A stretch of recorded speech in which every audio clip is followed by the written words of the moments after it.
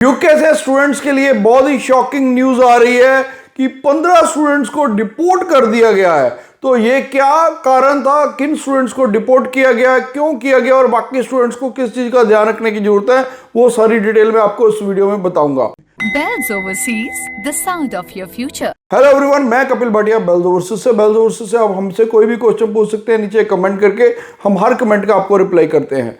तो यूके से जो शॉकिंग न्यूज आ रही है, क्योंकि बेल्स ओवरसीज से हमारी रिस्पॉन्सिबिलिटी है कि अगर कोई भी चीज हैपन हो रही है तो वो हम आप तक सबसे पहले पहुंचाते हैं, ताकि आप अवेयर रहो, अलर्ट रहो और आप गलत डिसीजन मत लो। तो जो 15 स्टूडेंट्स को इमिग्रेशन ने डिपोर्ट किया है, उसका मेजर रीजन क्या था? मेजर रीजन था कि स्टूडेंट्स ने फेक डिग्री लगाई हुई थी। वो +2 पास थे लेकिन बैचलर की डिग्री बना के मास्टर्स में एडमिशन ली हुई थी। और सबसे मजेदार बात ये कि जो 15 के 15 स्टूडेंट्स ने एक ही यूनिवर्सिटी में अप्लाई किया हुआ था, उसी यूनिवर्सिटी में सारे 15 के 15 स्टूडेंट्स थे। और जब उनसे इमिग्रेशन ने पूछा कि आपके कोर्स मॉड्यूल कौन कौन से थे, फर्स्ट ईयर में आपने क्या पढ़ा, सेकेंड ईयर में क्या और फाइनल ईयर में क्या, उसके बाद आपके प्रोफेसर कौन से थे, कैंपस कौन सा था, तो बच्चे कोई भी रिप्लाई नहीं कर पाए। तो रीज़न क्या था कि उनको डिपोर्ट कर दिया गया। तो अब मैं स्टूडेंट्स को कहना चाहता हूँ, बहुत सारी आपको एलिवरमेंट दी जाती है कि आपने +2 की है, ठीक है, आप ग्रेजुएशन की डिग्री बना लो 1 ईयर की, आप सिर्फ स्टडी के लिए चले जाओ और उसके बाद 2 ईयर का आपको वर्क परमिट भी मिल जाएगा। लेकिन आपको ये बात है कि जो बुनियाद ही गलत है, उसका हमेशा जो खामियाजा है भुगतना आपको ही पड़ना है। आज आपको तो भेज दिया जाएगा वहाँ पर, उसका और किसी को खामियाजा नहीं भुगतना पड़ना। अगर आप इमिग्रेशन से डिपोर्ट हो रहे हो, आपका बैन लग रहा है, या आप वहाँ जाके भी आपकी कल को डिग्री की वेरिफिकेशन नहीं हो रही, तो उसका रिजल्ट्स क्या है? अल्टीमेटली रिजल्ट्स आपको ही भुगतने पड़ने हैं।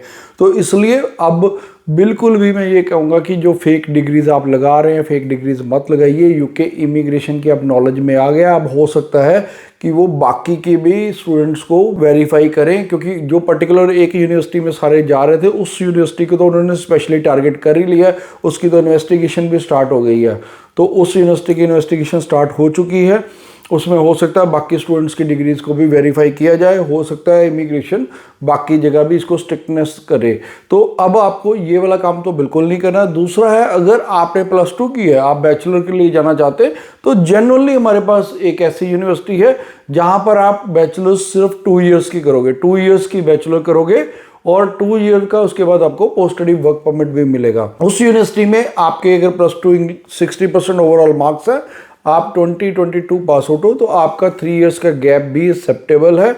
और इस यूनिवर्सिटी में आप स्टडी के लिए बैचलर करने जाएंगे तो आपकी बैचलर 2 इयर्स की होगी और उसके बाद आपको 2 इयर्स का वर्क परमिट भी मिलेगा। तो बेटर है कि आप ऐसी यूनिवर्सिटी में जाओ जहां आप जेन्युइन डॉक्यूमेंट के साथ जेन्युइनली 2 इयर्स सिर्फ फीस पे करेंगे और अपना पोस्ट स्टडी वर्क परमिट भी अवेल करेंगे। और सेकेंड, एक और चीज़ का ध्यान रखिए कि जो भी स्टूडेंट्स अब जा रहे हैं इमिग्रेशन के, अपने पूरे डॉक्यूमेंट लेके जाए, अपना कैश लेटर साथ ही हाथ में रखें।